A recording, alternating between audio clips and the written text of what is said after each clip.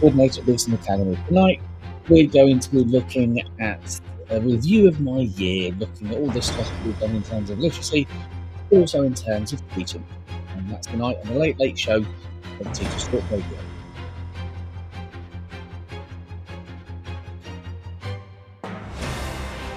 This is Teachers Talk Radio, and you are listening live. Tune in live at ttradio.org, or to join in the conversation, download the Podbean app and search Teachers Talk Radio. Follow the hashtag TTRadio. Tune in, talk it out with Teachers Talk Radio.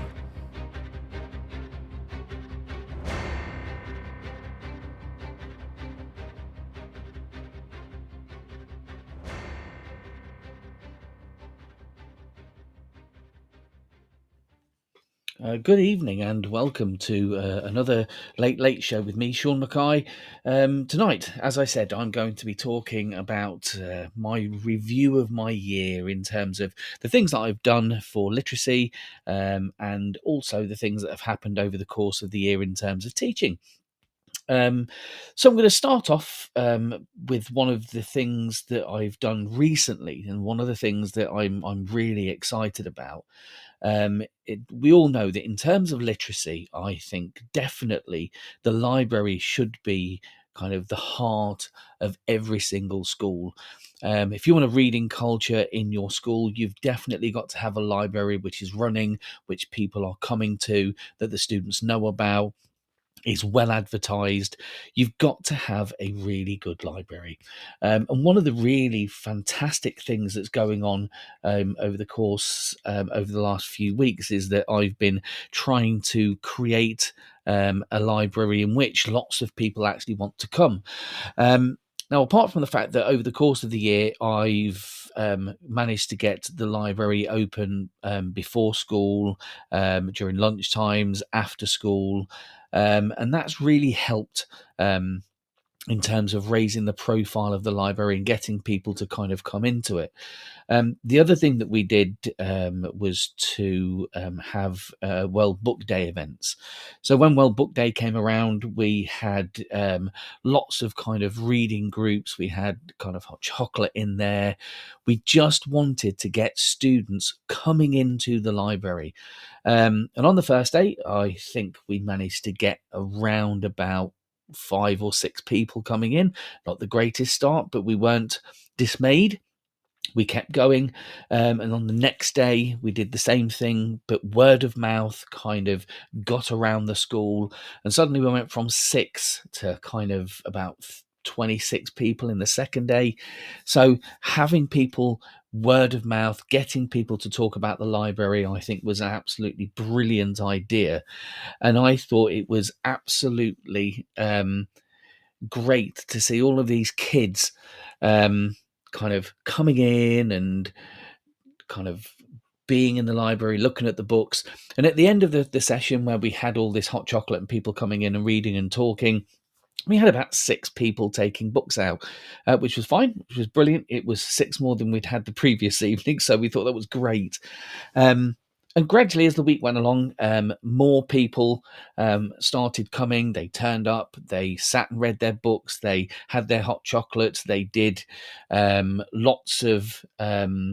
they walked around with the books, they were holding the books. The great thing was that we even had students coming in to the library that you would never, ever even think that they'd come in. I mean, fair enough, they came in for the hot chocolate. They didn't really come in for the library session, but they came in. And these were kids that had never read before, that when you tried to do reading in the classroom, they would kind of just have a go, or they would mess around, or they would talk. And they came in and they had a look at what the library had to offer. And these kids, as I was walking around the library and looking at some of them and talking to them about their books, they were literally sitting reading a graphic novel. And since then, the 2 children that I would never have thought were readers are now avid readers. They come in and get the graphic novels out all the time. So those World Book Day events were absolutely brilliant at getting people into the library. So as soon as I started seeing that, I thought, what else can I do to make the library more accessible, more something that is going to be a part of the school community, the heart of the school.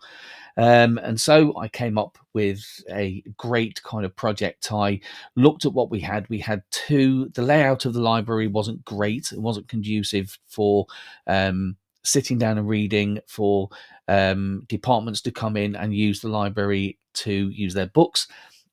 It wasn't conducive for behavior management because you couldn't see kids because there were so many things blocking everything. So I stripped the layout. I put a layout down, figured out how much it would cost to get tables in. We looked at, because we've got a very old software system that isn't working very well. So then I had a look at 3 other software systems and got some quotes in. I went and saw the ICT kind of head of IT, and we also talked to the premises officers about kind of using some of the shelves at the back with the history books, which were so far out of date we were getting rid of them, and whether or not we could change those into computer stations. And then as soon as I did that, I went to see the CEO of the trust, and got him to kind of agree in principle to give us the money to change all of this library. And I'm kind of still in negotiations with the impact that it's going to have. But all of this just because of those World Book Day events and seeing the impact that just having kids around books, around that library, would make a huge difference to whether or not they actually did it. The 4th day, we had about 50 kids in, and about 35 of them took books out. And this is the most use that the library had ever had in our school, which was brilliant. And these were all after school. They were giving up their own time to come into the library. So that's one of the things that's actually continuing. We've also bought in a lot of new books. The literacy policy, which I'm updating at the minute, said that we had to change the books, 10% of the books every year. And having talked to the person that runs the library, we still don't have a librarian. So this person's kind of like the first aider, stroke librarian, stroke other things as well. But and she said that we haven't spent 10% of the library budget on books, or we haven't changed 10% of the books in a long time. So that was the other thing that I wanted to do. I found out what the budget was and started buying books so that we could refresh the titles that were in the library, because there's nothing worse, I think, for kids than looking at old books that are certainly not very tantalizing in terms of visually. So those were the things as well. And also all of the old kind of history books, the ones that were out of date, and all of the fiction books which were out of date and decaying, we took them and we've got them in a big pile, and we've wrapped some of them, the fiction ones, up in brown paper. And then after half term, we're going to spend a whole week putting the books on in the atrium and in our school. So at break time, kids can come and buy those books at 10 pence each, and they can buy them and take them away, or they can have a mystery book and take that away. So that's going to hopefully raise funds for the library as well. And we've also getting new software in, which means that the children will be able to reserve books, they will be able to review them, they'll be able to look at different types of books that we've got in the library. They'll even be able to renew them, which is something we can't do with the present system. Everything I can do to make sure that the library is the central part of the school, and all that just because of events that we had during World Book Day. It was brilliant. It was really, really brilliant just to get the kids into the library. So that was the first thing that the last thing, the thing that's actually the project that I'm working on at the moment. What else have I done in terms of literacy this year? We have something called Register, Read, Respond, which is something I took from an absolutely amazing literacy coordinator called Alice Visser-Fury, who we've had on the show previously, where basically you ask questions about the text that you're going to read. Then you read the text, and then you look at a specific piece of vocabulary, and then you ask comprehension questions at the end. And then after that, you then have a review of the book, what the book is, and you just make sure that all of those texts that you're doing are in the library. So if they enjoy it when they're doing the register, read, respond, essentially they can go to the library, they can pick it out. And one of the things that was stopping that from doing as well as I had hoped that it would do is the fact that, amazingly enough, lots of the teachers didn't like to read out loud, and they weren't particularly confident in using kind of emotive voice and tone, prosody, in other words. And so therefore what I did was I started, and I'm still doing this now, I started recording the texts on all of the register, read, respond PowerPoints, so that way they are being read with the correct prosody, that they are being emphasizing certain words. I've also started taking the last maybe 15 slides or rather 15 PowerPoints, because these go throughout the year. There's one every week that go throughout the year that they're played in tutor time. And what I've done is I've taken the register, read, respond and kind of removed the scaffolding from the vocabulary part. So for the first 20 or so, the vocabulary bit basically says, this is a tricky word that was in the text. This is how to figure out what it means if you don't have a dictionary. And it basically says, look for the root word. And then if it has a root word, then find either the prefix or the suffix. And then after that, you then try to figure out what that adds to it, and then figure out if there's a synonym that you could change it to if you can't figure out the root word. It's generally a bunch of strategies that you can use so that you can figure out what a word means. And with that, I thought that was great. But what I found was, as I was watching it, no one had to think, no one had to remember it, because that slide that was using the vocabulary had everything in it. They didn't need to remember it because it was all there. So the last 15 or so slides, I began to gradually take away the removal of that kind of scaffolding for the vocabulary. So then the students in the class themselves had to actually do the remembering. They had to remember the techniques that they had to do. And the second thing that I did is to go through and give the staff CPD on how to do it and how best to do it. I've come up with the CPD. I haven't given it to the staff yet, but that's coming through soon. And hopefully then that will give the staff that are doing it a little bit more confidence in terms of doing the register, read, respond, so that this will give the students enough of a kind of a boost, so that if they are in an exam, or if they are working on a text, that they don't always put their hand up, that they try themselves and use those techniques.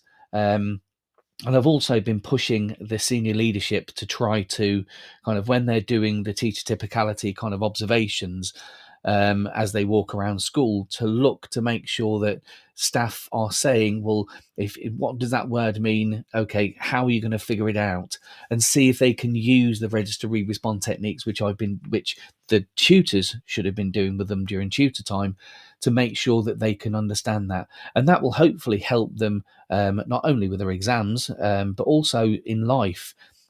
Because that's the whole thing we're trying to do, isn't it, in teaching? We're trying to make students ready for the outside world, ready to kind of carry on and be decent adults that are able to cope in the world.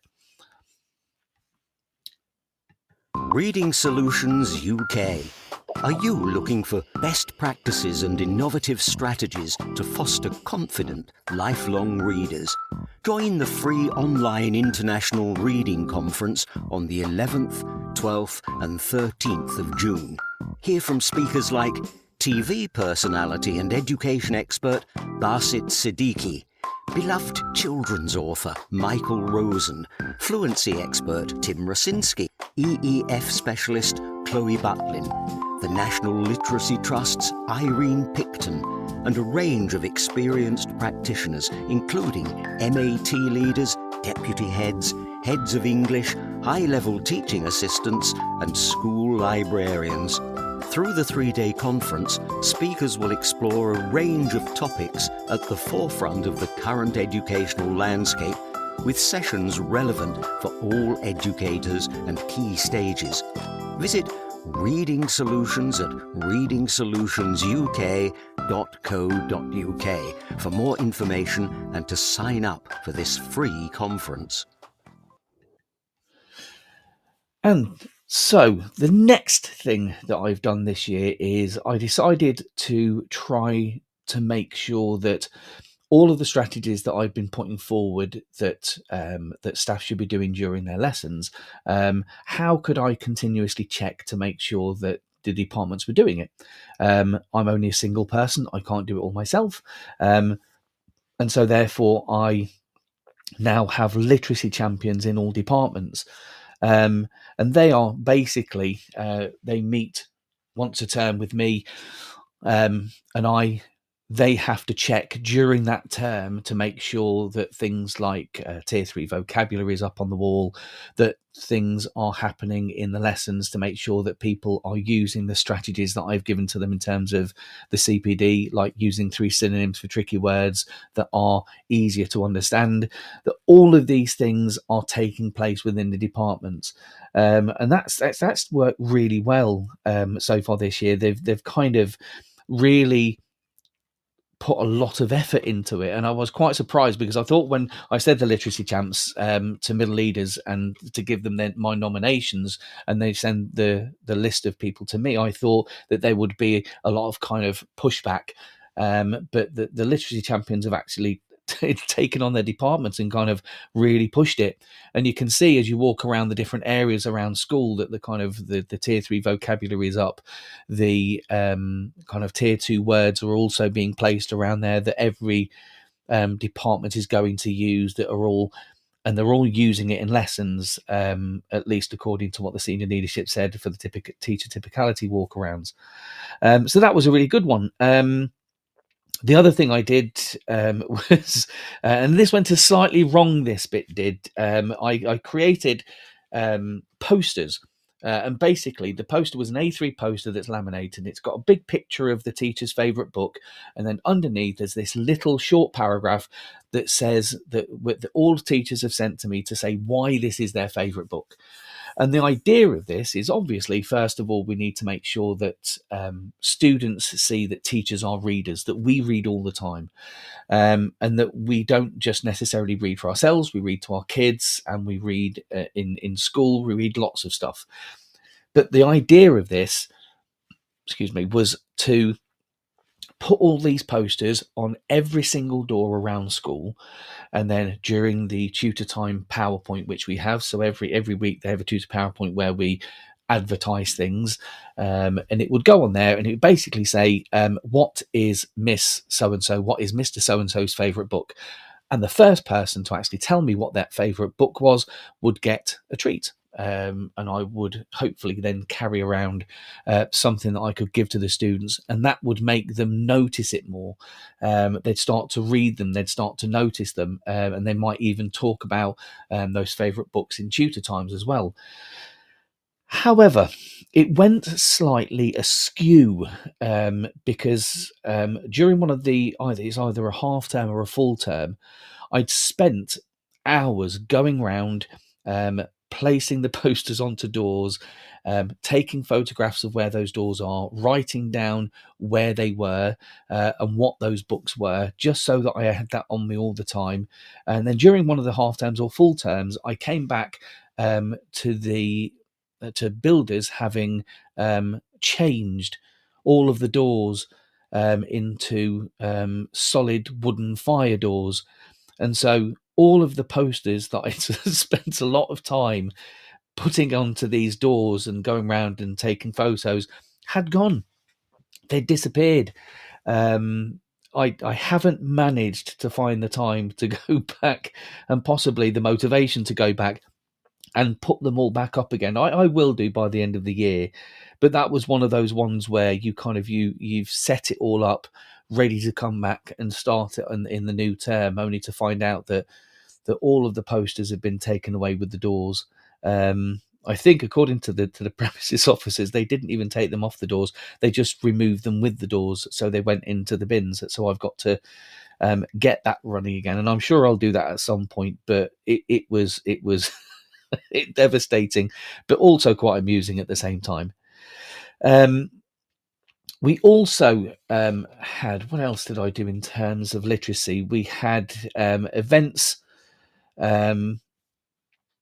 In terms of I've got tutor. What's the things that another one that's coming up later this year is going to be tutor champions, because the department literacy champions has worked so well. I thought, why not kind of have literacy champions in each form, so that when they do ERIC, everyone reads in class, when they do the Triple R Register Read Respond, I have those kids that can kind of see what it's like, come to me and when we meet and say, the Register Read Respond in my form is great, but this might improve it for the kids. I thought this one was quite boring. Can we have a different one? But something that's going to get the kind of the kids involved in it as well, and hopefully kind of get more and more people interested in literacy. The other thing that I've done, finally, I've been asking to do CPD for the staff in terms of literacy for a while, and finally just this week, right towards the end of the year, I managed to give some CPD. And the great thing about it, because I did about reading ages and how to notice what a reading age looks like, what the vocabulary of someone with a low, medium and high reading age is, and the differences, and also about what a paragraph might look like to a low ability reader, to someone that struggles. We went through things like how decoding is really hard for struggling readers. And it was really interesting because lots of people came up to me at the end of the session and just said that it had kind of opened their eyes. They'd never actually thought about the fact that, perhaps some of the behavior issues is because either the children are not understanding what's on the board, what's on the worksheet, what's on the question that they're answering. And sometimes if they've got a really low reading age, which means that their vocabulary isn't very good either, that even when you talk to them, they are not understanding what you're saying because they don't understand the words, because they are struggling. And lots of them said that they opened their eyes and they went away, and I've already had some more feedback saying that they've started to put the reading ages on their seating plans, and so hopefully there will be more in the future. And the other thing I've been asked to do is to do some narrated PowerPoints, so that kind of staff can kind of learn themselves as well. So if they feel that they want a little bit more information, maybe about the how to read the phonics and grapheme phonic correspondence, phoneme correspondence, and all of that sort of stuff, so that they can help those students, then it's there. They can just look at the PowerPoint and go through and listen, and maybe do them some self CPD. The only other thing that I've done in terms of literacy this year, because obviously I've learned not to do too much over the year, because then you are kind of overloading an already overworked staff. I helped out. We have this thing called Best Learner, and it's a strategy to try to get students to revise better and to work better in terms of their lessons. And one of the things they were going to do was to look at speed reading. Now, obviously, speed reading is fine, and yes, the skill of speed reading is something perhaps you need to do, especially when you are so the time is the enemy in terms of exams. But as I pointed out to the senior leader that was doing this, what I'll explain what the strategy was for this particular one. Essentially, they would have a paragraph at the beginning of the day as a kind of a do now, in which when you're doing the register or setting the register up, they have got to skim read it as quickly as they can. And obviously what I pointed out to that senior leader was that it doesn't matter how quickly they read it. If they don't understand the words, then it's just going to be like reading gobbledygook. So I then persuaded them to base the paragraphs around 5 specific words. And this was where AI came in absolutely brilliantly. I use Gemini, Google's kind of AI, and all I did was type those 5 words in and say, write a, I don't know, science paragraph about this, with the reading age of 8, and then whichever year group it was. And that helped so that I knew that the vocabulary and the sentence structure that was used in the paragraph was going to be specific for that age group, that they would be able to understand all the words that were actually in it. I did kind of go down maybe 2 years from the actual reading age because I wanted to make sure that the struggling readers could use it as well. And then hopefully, and then obviously that was worked much better. And then we did that. What we did was sent it to Reprographics, and then they printed off the paragraphs, and then the kids had them in front of them. And rather stupidly, it didn't occur to me that I could just put, instead of sending all of this reams and reams of paper out, and that kind of is costing the environment, I could have just put it on a PowerPoint slide. And it did not occur to me for about 10 weeks. And then suddenly, as I was typing this, the paragraph, and I was putting the words and I was putting the meanings of the words, because we also have the meanings of the words that they have to relate to the kids beforehand. I realised, why am I sending this to Reprographics? And I basically sent an email out saying, is anyone averse to me just not putting it on paper anymore, just giving you on a PowerPoint? So every morning the PowerPoint slide can simply be up, and then they can read it. And I'll do a few so that if anyone has children that need it in front of them, and then because they can't read off the whiteboard, then just let me know, and I'll have a couple of spares. And that worked fabulously. It meant that Reprographics didn't have to print it and then cut it and then put them in, sort them into piles, and it also meant that we weren't wasting paper. And that was a really simple change. But again, stupid me didn't occur to me for about 10 weeks. So that's as far as literacy has gone this year. That's what I've done. I've tried to make little changes, things that are already there, but also having small changes. The library stuff is all to do with me. It isn't affecting the workload of teachers at all, because that's my workload. That's kind of my job. The Register Respond I've done myself. The literacy champions in departments, as I said, that's the only kind of one which I think has impacted workload for a few people, but hopefully then it will help out in the long run. So on to kind of my year in review. Some of the things that I've noticed, some of the things that have gone well this year, some of the things that haven't gone well this year.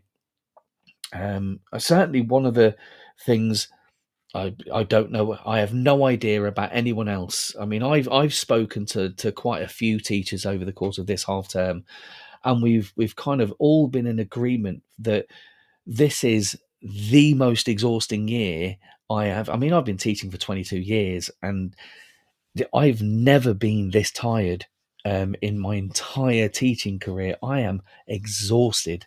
And quite a few teachers, when I've been talking to them, have said the same thing. And we've tried to come up with and figure out reasons why we're so exhausted. I mean, I've had the most GCSE classes I've ever had, so that's kind of quite tiring. That because the huge amount of marking that you've got to do, because obviously you're going through language paper 1, language paper 2, then you've got different literature texts which you've got to go through. You've got to mark all those essays.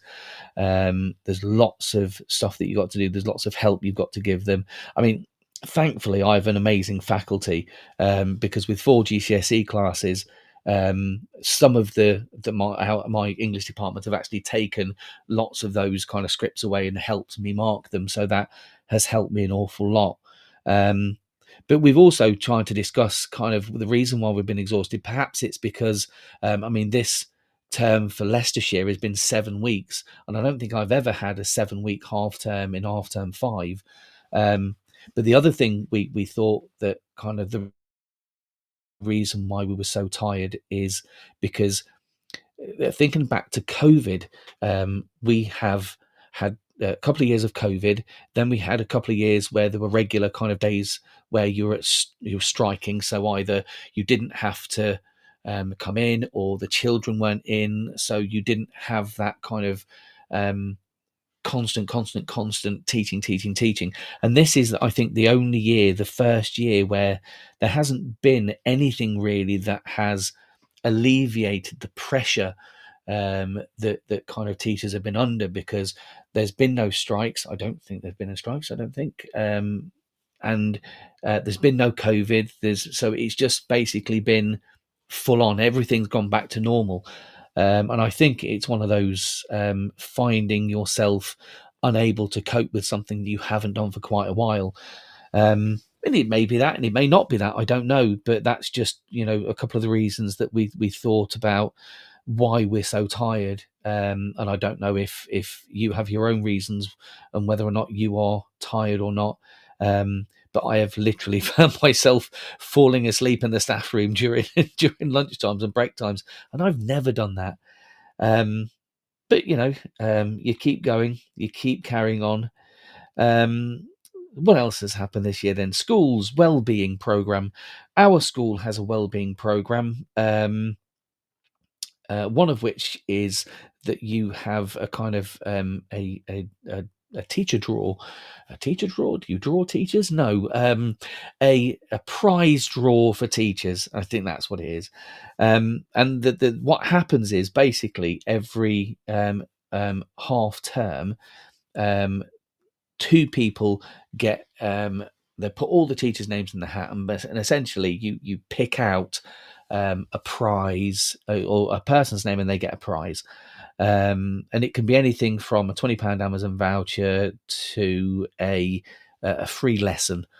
And as much as I love £20 Amazon vouchers, I think everyone was desperate for that extra lesson off, because it's one of the time obviously is one of the things that the most powerful. But I won one, which was quite nice. I won a £10 Amazon voucher, which bought a butter dish, which was quite lucky because we'd smashed it the previous day. We've had pastries. We had one of those this week actually as well, and that was really nice. Staff got together and were able to talk to each other. The pastries were free. Senior leadership were there as well, so we were kind of talking to them and having a chat. We've had the CPD day, which is essentially a day off of timetable to do any kind of catch up that we wanted to do, or any kind of CPD that we wanted to look into. And we had the day for that where we didn't have to come into school. And that was in the middle of November, which I thought was absolutely brilliant, because it kind of split up that really long 9-week term and just gave us a day, just gave us that little kind of bit of a time to kind of recharge our batteries, an extra day. We have a wellbeing room, good idea in principle. No one ever uses it. We don't have time. And unfortunately that's kind of teachers. That's what happens. You're marking, or you're planning, or you're dealing with the students, or you are walking with us. We're walking to different sites.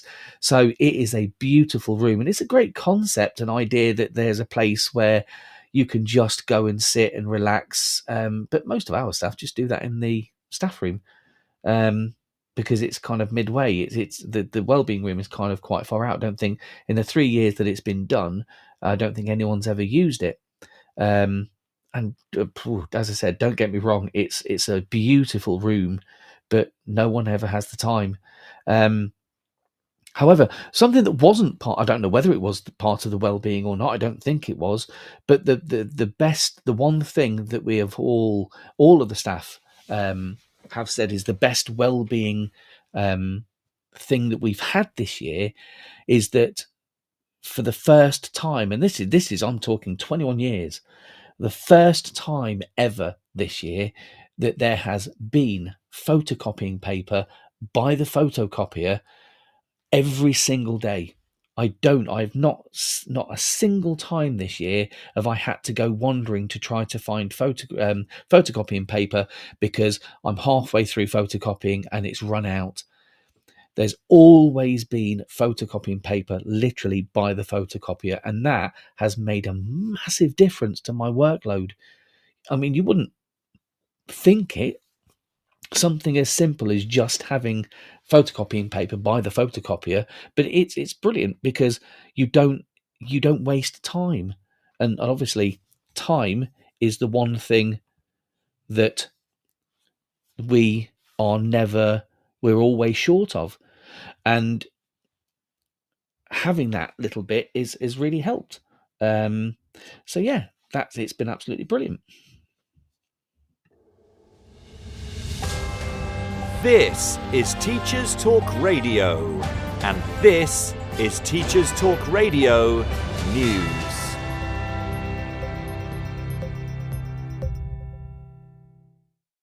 The BBC reports on proposed changes to sex and relationship education guidance for schools in England. According to the report on the news website, government sources have told the BBC about the plans, which include banning sex education for under 9s, as well as additional guidance for teaching about gender identity. Prime Minister Rishi Sunak said the new guidance would ensure children were not exposed to disturbing content. Teachers have responded with concerns that some of the guidance appears contradictory and say there is no evidence of a widespread problem with current guidance. The new plans say secondary school pupils will learn about protected characteristics such as sexual orientation and gender reassignment, but makes it clear that schools should not teach about the concept of gender identity. It said it was right to take a cautious approach. Education Secretary Gillian Keegan, speaking on BBC Breakfast, said biological sex is the basis of relationship, sex and health education, not these contested views. ASCL's General Secretary said that it was important that banning the teaching of gender identity did not shut down discussion, and that young people must be able to discuss this without their teachers feeling in peril of saying something wrong. The new guidance also strengthens rules to make it easier for parents to access teaching materials to see what their children are learning, although many point out that this guidance is currently in place. Lucy Emerson of the Sex Education Forum said, "If topics were to be restricted, it will leave children even more dependent on getting answers from online sources." The draft guidance is now open to a 9-week consultation, but once finalised will be statutory. An outline of the proposed new age restrictions can be found on the BBC News website and the consultation on the Department for Education website. In the United States, pro-Palestinian protests at colleges and universities have made the news again, as some graduates from Duke University in North Carolina staged a walkout. The protest came just prior to a speech by veteran comedian Jerry Seinfeld, who was due to receive an honorary degree. Mr. Seinfeld has been a vocal supporter of Israel since the 7th of October attacks by Hamas. Some students stayed to hear the speech, but videos posted on social media also showed some booing and chanting slogans in support of Palestine. Whilst the ceremony at Duke went ahead, plans at other universities, including Columbia and the University of Southern California, have cancelled or restructured their main graduation ceremonies to avoid further complications. The Daily Mirror features comments from Strictly Judge Shirley Ballas about free school meals. She focuses on her own experiences of being raised by a single mother and says she understands what increasing numbers of British children living in poverty are going through. She recalls looking forward to her free school meal, referring to it as a nice lunch every day. At 63, Ms. Ballas is hoping to use her experiences to highlight the issue of poverty by being part of an ITV documentary called Kids in Poverty. According to the Mirror, 4.3 million children in Britain get their only meal a day at school. 30% of UK children are living below the poverty line, with 1 million classed as being in extreme poverty. Figures from the Joseph Rowntree Foundation say that the share of children living in absolute poverty has increased by 148% since 2017 and is at its highest level for 30 years. The documentary can be seen on demand, and full details of the article from the Mirror are on its website. Finally, students at Lancaster University have voted for all food served on campus to be plant-based, according to BBC Radio Lancashire. The Students' Union is supporting the gradual transition to 100% vegan menus, with a target of 50% by 2025 and 100% by 2027. A campaigner told the BBC that Lancaster University has a goal of net zero by 2035, and that implementing a plant-based catering system aligns with this goal. The Countryside Alliance said too few students had been involved in the decision, with 18 of the 19 delegates on the Students' Union Council, who do represent 13,000 students, voting to support the motion. But the Countryside Alliance called it an attack on freedom of choice and said the decision should have been put to a wider student vote. Universities including Stirling, Warwick and Newcastle have also voted to go plant-based, although Edinburgh rejected the plan. The votes have been organised following Animal Rising's Plant-Based Universities campaign. This has been your Teachers Talk Radio News with Joe Fox. And welcome back to the Late Late Show with your host, Sean Mackay, and talking about my year in review. So, interesting pieces of news. Vegan menu. I don't know whether I agree with the vote on that one. I don't know. It's entirely up to them. But I think unless you get 100% of the students that are voting for it, I think that there are going to be lots of students that don't want to have a plant-based meal. So have a choice. I think I agree with the choice bit on that one. But I'm not voting. The other thing that I noticed on the news, and one of the things I was going to talk about actually, was our school for the last couple of years has had a food bank, and we've been helping and trying to raise money to try to buy some more stuff so that we can put it into the food bank. And one of the things that we also do when we do non-uniform days, generally it's kind of donate £1, but we also say you can donate something to the food bank.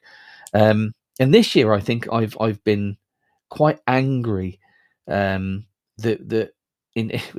we're in 2024, and we now have schools that have food banks to help to feed people.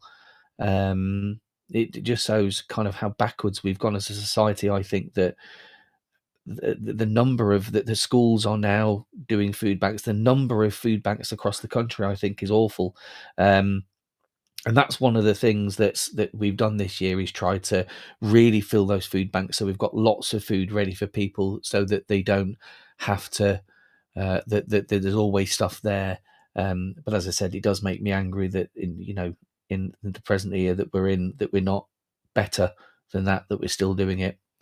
But one of the positives from this year, one of the things that actually I forgot as part of this in terms of literacy, is the fact that I went and did a national professional qualification in leading literacy, which I got this year.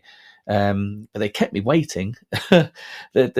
The results were supposed to come out in January as to whether or not we'd actually got it, and it was coming near. It was I think it was into February by the time we got the results. And I just remember thinking, I haven't got it. They would have told me by now. And then that kind of doubt starts creeping in, and you think, well, what am I going to do if I haven't passed it? But then obviously eventually I got the email saying congratulations, and that you've passed, and that was great. That was one of the highlights of my year so far. The MPQ courses I think are really good. The one I took, the two teachers that I had were absolutely amazing. They knew lots about it. It was a mix of kind of primary and secondary, because I thought it was going to be mainly primary, but no, they did lots of different things. So that was a really good thing for me. What else have we done? What else is positive this year? Nights out with the department. We've had new staff come in, and we've needed to get to know them.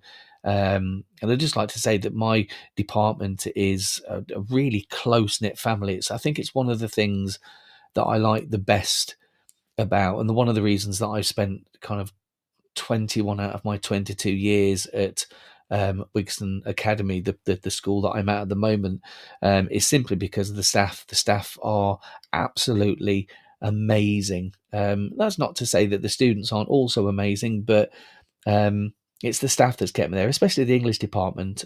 We've had a few changes over the years, but we've always been a very tight-knit kind of department. And nights out with them this year that's part of that kind of well-being. We've tried as a department to keep ourselves going through kind of the dark hours and everything that's actually happening. And it's helped just going out, talking to each other. We tried really hard not to talk about teaching when we're out. It's a banned topic. But it's hard. It's kind of like that's the thing that you have in common, and generally that it always comes back to kind of teaching. But the last one we went out on was really good. We had a great kind of meal. We played, we did darts. I don't really like darts, but I did. I really enjoyed it. But I think that's something that all schools should do. Get-togethers in departments, making sure that you are going out and seeing each other outside of school, not just having the time in school and talking to each other in school. Having that social time where you can get to know people a little bit better, I think is absolutely amazing, and I think that does your well-being a hell of a lot of good. Because it means you become closer. People, we help each other out all the time. And then obviously we've had, let's go with that one, because I was just going to talk about my Year 11 tutor group, but the Year 11s now, I have no idea about, any other schools, but I have found my Year 11 group this year very lethargic in terms of motivating themselves, or whether or not they've just kept it to themselves what they're doing. But I have always felt this year that I've been working harder than my Year 11 students. Now, normally round about the end of January, beginning of February, kind of a fire gets lit up inside of them, and suddenly they're frenetically working away, trying to revise and getting stuff. But I haven't seen that this year. I've really had to push and push and push, and you should be revising now. You need to do this. Let's do this strategy. Take this home if you've done this. And the Year 11s just seem to have been quite hard work in terms of trying to motivate them. And obviously, I don't know whether that's the same with you, or whether it's different for you. But that's been my experience this year in terms of my Year 11s. And that doesn't mean to say that over the last two or 3 weeks leading up to it that they haven't lit a fire in themselves and they haven't pushed themselves at that point. But it's just been a lot later this year, and I don't know whether that is something to do with the fact that this was the Year 7 group that were hit first with COVID, and whether that has kind of bubbled down the levels of maturity. I don't know, but it's been interesting trying to see how much you're kind of trying to push people and how hard it's been to try to push people this year. But yes, and again, over moving on to kind of the next bit is in terms of Year 11. One of the downsides this year has been the fact that I've had to say goodbye to my Year 11 tutor group, and I had to say goodbye to them today, and it was there were lots of tears.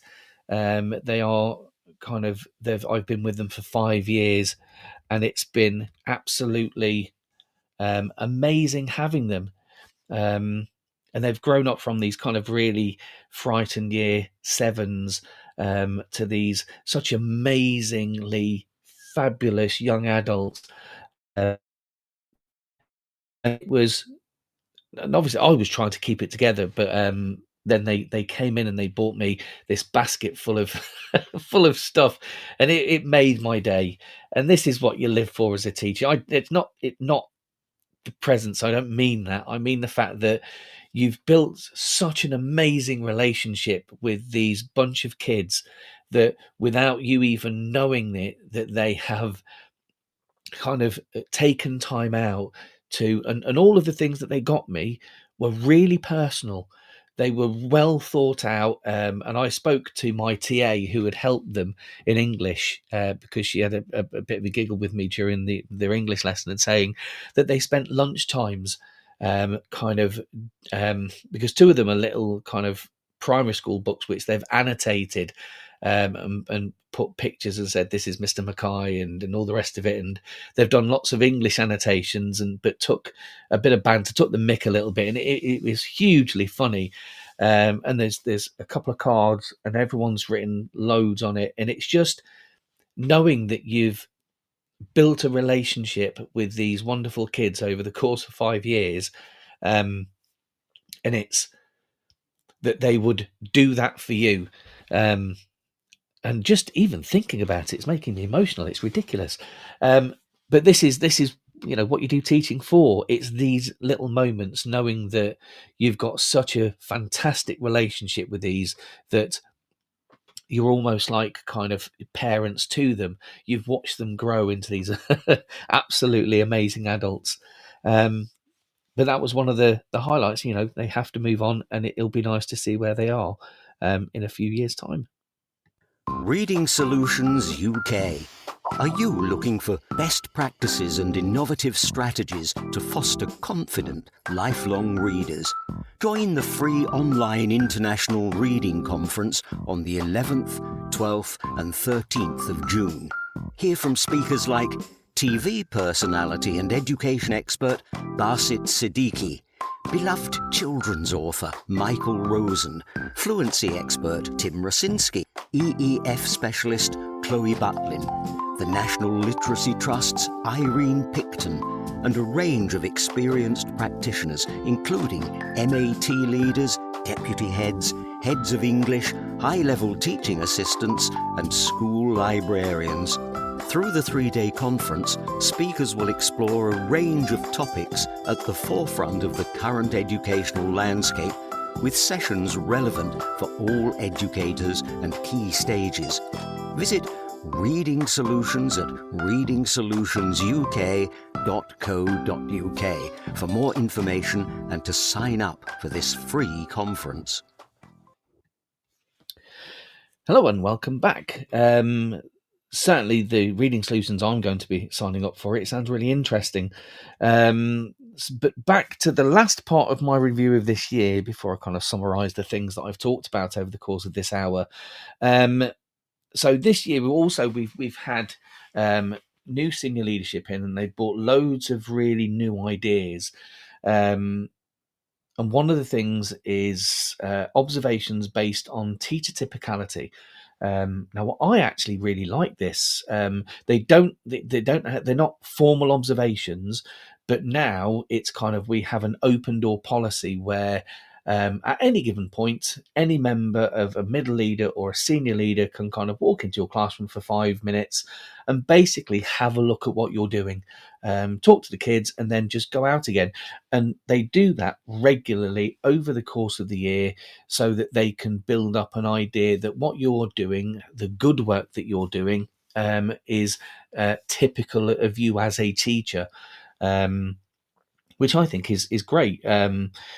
Probably not so good for people that are slacking off, but I don't know anyone that slacks off as a teacher. It's too hard a job to be slacking off. But I have actually quite enjoyed it. I think it's a really good idea, and I think that is something that should be done in a lot of schools. And the other thing that we've done is that we're now starting to review the assessment policy.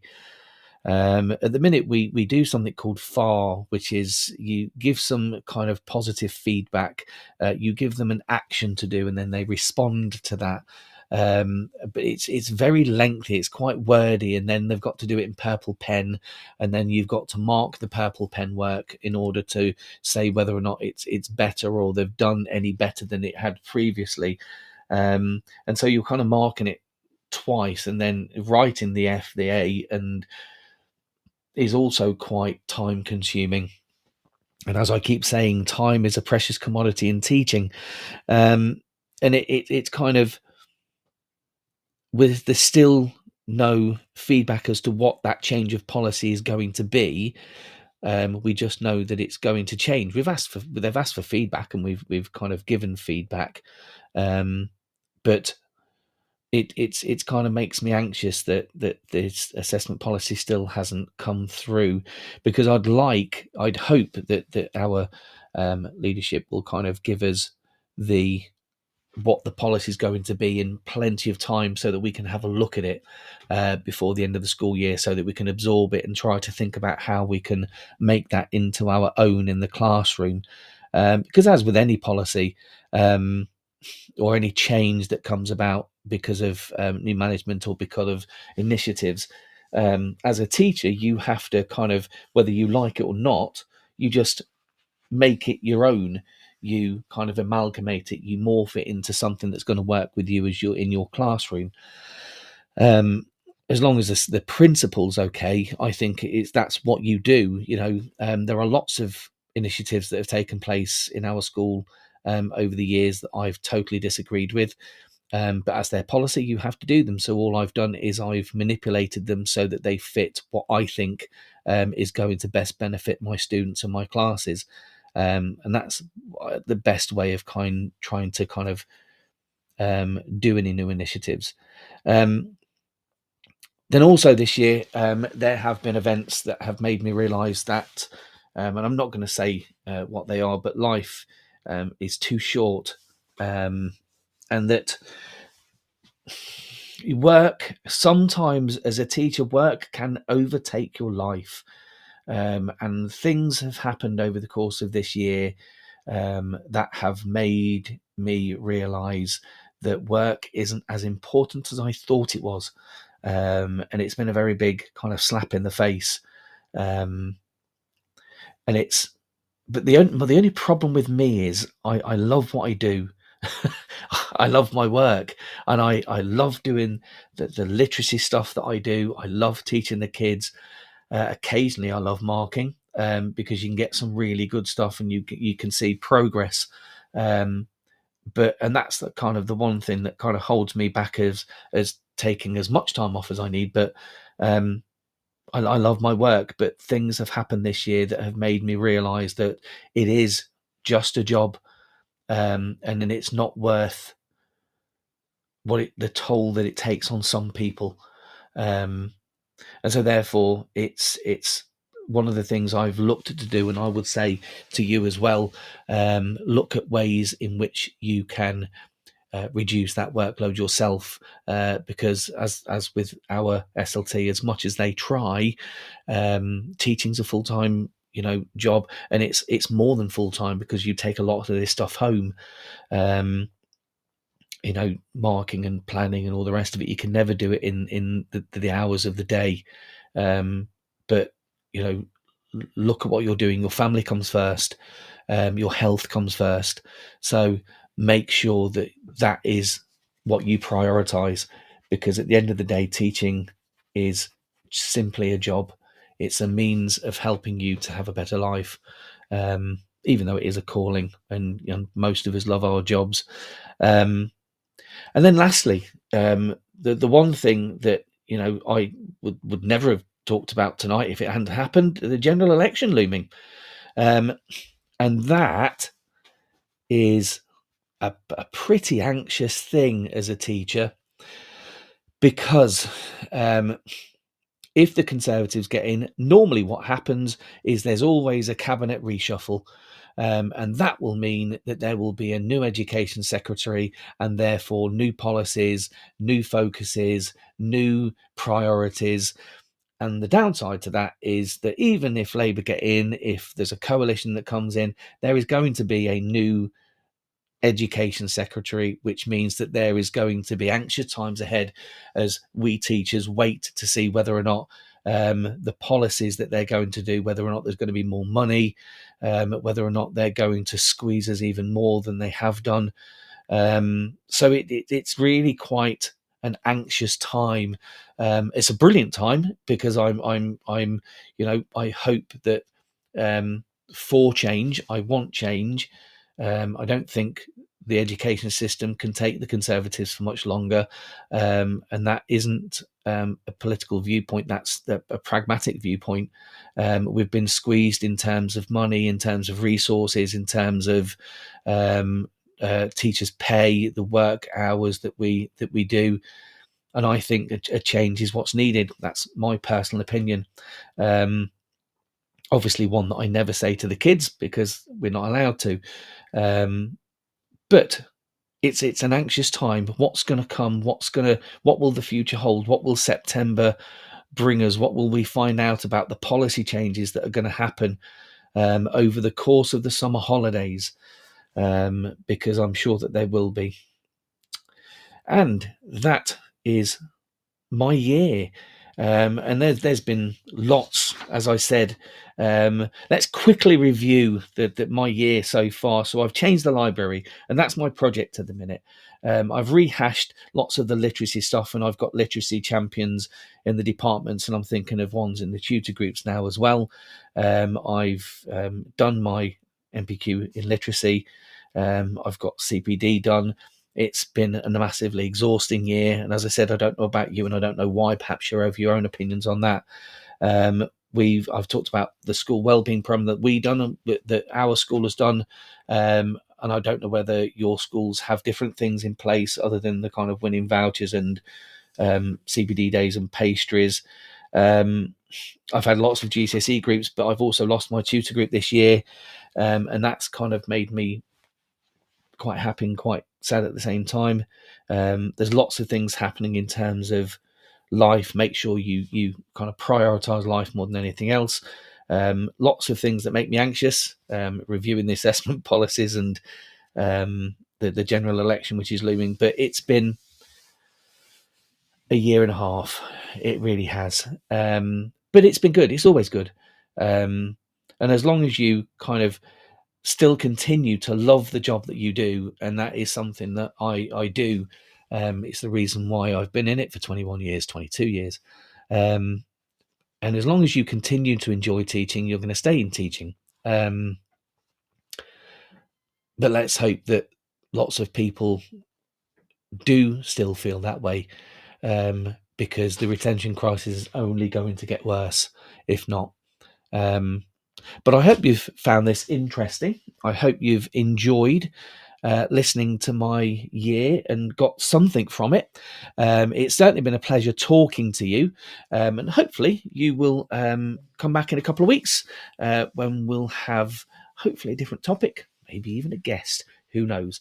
I don't know whether some of you got half term here in Leicestershire. We're just about to start half term. So if you are, I hope you have a great half term and you just relax a little bit and kind of wind down. And if you don't, good luck when you do. From me, I'll see you in a couple of weeks.